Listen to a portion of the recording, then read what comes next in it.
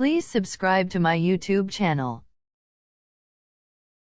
What is an item you think should be free? A good waste management system is crucial to any great society. When I traveled to Asia the first time and found out that you have to pay for toilet paper in a washroom, I was shocked. Or that in Europe, access to a washroom can cost €5. What? It's mostly 0,50 all over Austria. It's not cool, but you are guaranteed a clean toilet with paper towels inside.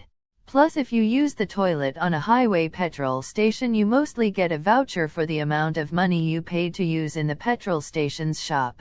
Not a really good system, but it could be a lot worse. Same in the Netherlands, though it used to be 50 cents, now it's usually 70 cents, which is such a troublesome amount. Now I just wish we had 70-cent coins. Also in Austria at several gas stations I saw the bathroom is one, but when you throw the money into the machine that lets you in, it gives you a 1 coupon you can spend at that station. It became a habit to carry around tissues, leftover napkins, whatever in my purse when I lived in Asia. The habit stuck now that back in the States, and friends laugh at me, until they're in a restroom with no toilet paper. I saw people complaining in another thread about the homeless of SF shitting on the ground, and it seems for most people the solution is to have them removed from society rather than let them use the toilet. I realize that this isn't free, and that it should be paid for, but when properly disposing of appliances or electronics is something the consumer has to pay for at the time of disposal, it results in irresponsible dumping and improper disposal. Then it costs more to clean up improperly dumped items and to address the impact of pollution than it would have cost to just have our taxes pay for publicly accessible disposal services for things like electronics and appliances. And by disposal I include scrap metal recycling and recovery of precious metals and limited resources like lithium, and neutralizing and isolating toxic materials. I don't just mean another dump. This actually get into a fairly difficult conundrum. On the surface, it's a no-brainer. But when you start picking it apart, it becomes a lot more complicated. If parking was completely free, e.g. no validation, no limit, at many urban or even suburban hospitals, people would absolutely begin parking there inappropriately, e.g. when they're not visiting a hospital. You can absolutely mitigate this problem through validation, or some other method. But now there is an additional hassle to deal with. Hospital parking is, by definition, limited. If you make it free, you remove the pressure to reduce cars for larger families/friends visiting. Instead of all taking one car, to reduce parking costs, because hospital parking is crazy expensive, some people might take 2 or more. Your effective parking just got cut in half. Someone having to pay for parking at a hospital is preferable to someone not being able to park because there are no spaces available. Nothing is actually free. The cost of maintenance and upkeep in that parking garage is coming from somewhere. It can either come from the general hospital budget, increasing the cost of care for everyone, or from the people who park there. People who have cars, as opposed to visiting using public transit, or getting a ride from someone to visit, are, as a very broad rule of thumb, going to be more well off than people who do not. I definitely get the impulse, truly, but it also makes sense why it costs money. I will say that parking garages should absolutely not be a revenue stream for the hospital, and prices should be set on a realistic cost of maintenance and upkeep. Totally with you. It's an unpopular opinion, but having read The High Cost of Free Parking, I've come to the conclusion that free parking is an unspoken major contributing factor to climate change. People need to have some reason to consider the externalities of their decisions to drive everywhere. When a venue builds a parking lot and doesn't charge for parking, that means everyone who chose not to drive is subsidizing everyone who chose to drive. It's a completely perverse incentive. Granted, hospitals aren't always the kind of place where you want people spending a bunch of time finding public transit options or whatever. Maybe ER visits should come with parking validation. I like to think I'm not a complete monster. Between doctor visits and delivery, when my son was born at Brigham and Women's downtown Boston, We paid more for parking than the actual delivery and stay. I live in Georgia. An ex had an aneurysm and was taken to neuro ICU at Emory in Atlanta. Was there for 4 weeks. Parking daily ended up being around $12 for 7 HRS or more, or a 5-day parking pass for $40. They didn't validate. It was nerve-wracking to deal with. It's more common in urban centers where space and parking is at a premium. The big hospitals in San Francisco and Oakland charge for parking. But in the more suburban areas, even in the Bay Area, it's usually free. Only second to the insult that is parking at the hospital is parking at the airport. Sure, change me a few bucks if I'm there for a week or two, but if I'm dropping my parents off and running in for 20 minutes and you charge me $7, go fuck yourself. Parking at hospitals should be free for sure, and is in most places, I think. The multi-million person metro I live in usually has free valet parking and always has free regular parking, but beyond that, parking definitely shouldn't be free.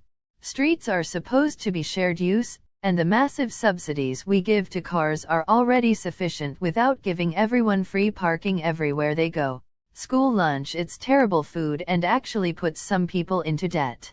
If you actually have to eat it and can't afford to bring your own, you probably can't afford that either. Remembering my school years, I hate school/cafeteria food. With that being said, I always gave my lunch tray to the first kid that asked for it. I didn't know it at the time, but the kid who always asked me for my tray was going through some rough times at home. After hearing that, I am glad he was usually the first one to ask me for the lunch tray. Back in the 90s in San Diego, like 4th grade, I had a janitor lady call me out and yell at me for sharing my food with other kids. She said my mom put effort into it and made me finish it, while she watched my mom raised hell the next day to the principal after I told her about it. I used to work at the local middle school, and staff and teachers worked the cafeteria. They were fucking Nazis watching the kids. No one was allowed to share anything, and they'd get screamed at if they were caught sharing. When I was in elementary school as a kid, my friend, Brian, always wanted my homemade cookies and I always wanted his Twinkies. My mom only made homemade cookies. His mom always tossed some kind of Hostess cake in his bag. We shared almost every damn day. Back at work in the middle school, the principal asked me if I wanted to cover the cafeteria during lunch, as one of the perks was free lunch, and I said no fucking way. 1. The food is shit, and 2. I don't give a fuck if kids share or swap food with each other. It's none of her damn business if you eat that food. It's between you and your mom. Good for your mom. My mom put extra food in my bag because I told her about 2 of my friends who often didn't have money or food. So I always had chips, fruit and a drink for them at minimum. And I always told them they were covered for field trip lunches. My parents would chaperone and bring coolers full of lunches for any kid who wanted one. Regardless of it, you already had one. We were far from rich, below the poverty level even, but my parents couldn't stand to see a hungry kid. So many kids growing up called my parents mom and dad. It sucks how society has changed, and people get pissed off if you do stuff like that. Unless you record it and post it online, then you are a hero apparently. Anyway, it's pretty safe to say you did. I was a kid taking the stuff others wouldn't eat from lunch trays.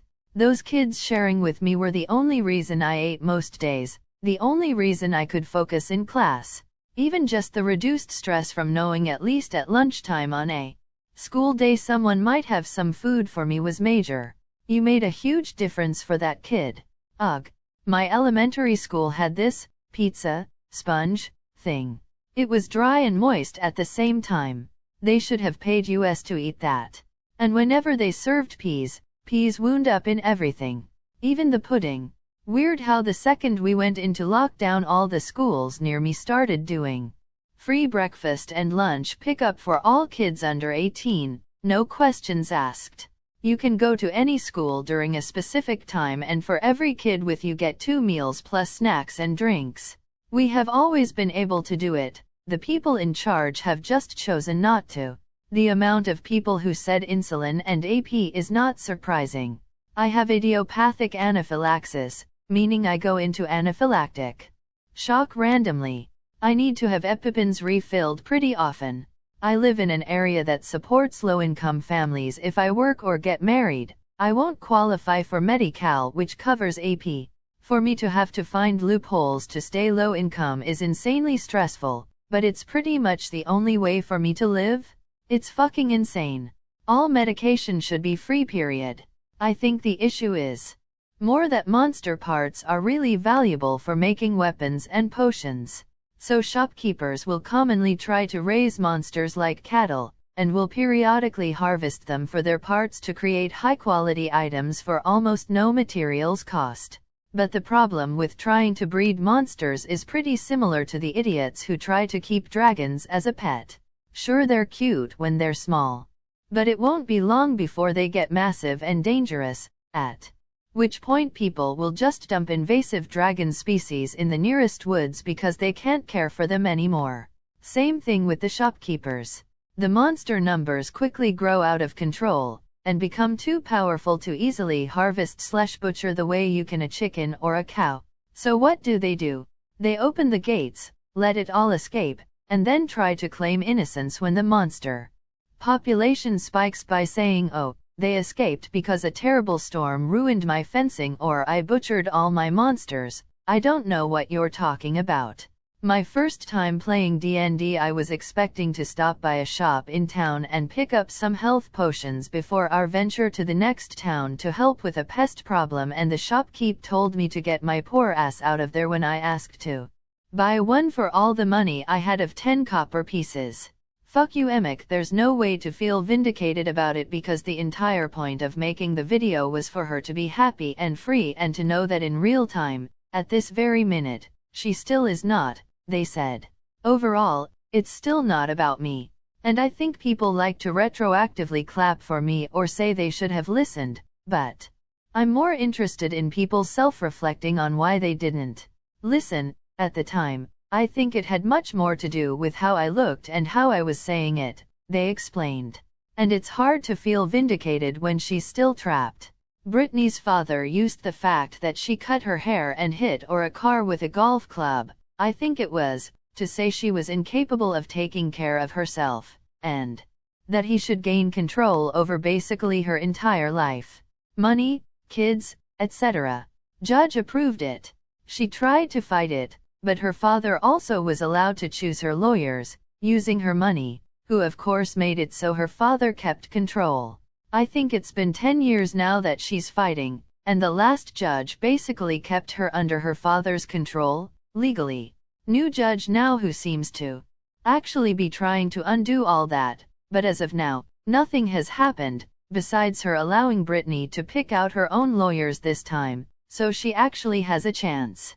I might be off on a few things, but that's how I read and remembered it. It's also worth noting that she's not seeking to remove conservatorship, she's seeking to remove her father as her conservator. He's been abusing his role for years and she's fighting back hard. I really hope he can be removed and charged for the abuse. I honestly think she wouldn't even need conservatorship if she had been better taken care of as an adolescent and had access to appropriate mental health care. He's also paying himself $10,000/$16,000/month plus $2,000/month office rent of her money to act as her conservator. He's a piece of shit. Edited to correct $amount per u/midnatellittlefoot plus the internet told me about the office allocation. I mean, the guy can't work out of his home office for this? The rest of us did it last year. And, as others mentioned, she pays for his lawyers, who are keeping this conservatorship going, and he gets a cut of her tour income. Water, tap water, is free by law where I live in any establishment that serves food. There are also many public water fountains and water bottle refill stations, free, especially in newer buildings.